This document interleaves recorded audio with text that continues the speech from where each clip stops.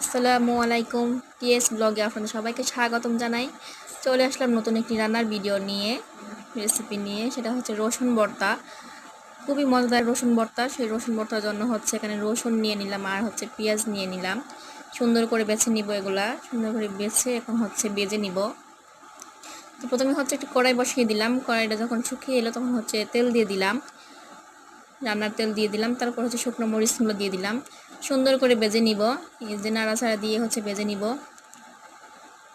যতক্ষণ না ভাজা হচ্ছে ততক্ষণ বড় একটু আস্তে আস্তে নাড়তে থাকবো যাতে সুন্দর করে ভাজা হয়ে যায়। এই যে ভাজা হয়ে গেছে, এখন হচ্ছে উঠিয়ে নিব। এখন হচ্ছে এই যে উঠিয়ে নিলাম। উঠিয়ে নেওয়ার পরে এই তেলে হচ্ছে এখন রসুনগুলো বেজে নিব সুন্দর করে। রসুনগুলো বেজে নিব। এই যে রসুনের কোয়াগুলো হচ্ছে দিয়ে দিলাম। রসুন ভর্তা হচ্ছে রসুনগুলোই হচ্ছে মেন। রসুনগুলো সুন্দর করে ভাজবেন, তাহলে সুন্দর একটা স্মেল আসবে আর খেতেও কিন্তু ভালো লাগবে। অসাধারণ টেস্ট, অবশ্যই ট্রাই করবেন বাসায়। তো এই যে রসুনগুলো হচ্ছে ভাজা হয়ে গেছে আমার। যে এখন হচ্ছে সুন্দর করে উঠিয়ে নিব তেলগুলো করে। এখন হচ্ছে এখানে পেঁয়াজ দিয়ে দিব। পেঁয়াজগুলো সুন্দর করে লাল লাল করে ভেজে নিব। যে পেঁয়াজগুলো হচ্ছে দিয়ে দিলাম। আস্তে আস্তে নাড়াচাড়া দিয়ে হচ্ছে ভাজবো। আস্তে আস্তে কাজটা করবেন, দেখবেন আগুনে যদি একটু কম থাকে, পুড়ে না যায়। পুড়ে গেলে হচ্ছে টেস্টটা ভালো আসবে না, কালারটা সুন্দর আসবে না। এই যে পেঁয়াজগুলো হচ্ছে বেজে নিলাম, ভাজা হয়ে গেছে আমার। এই যে দেখে নিচ্ছে।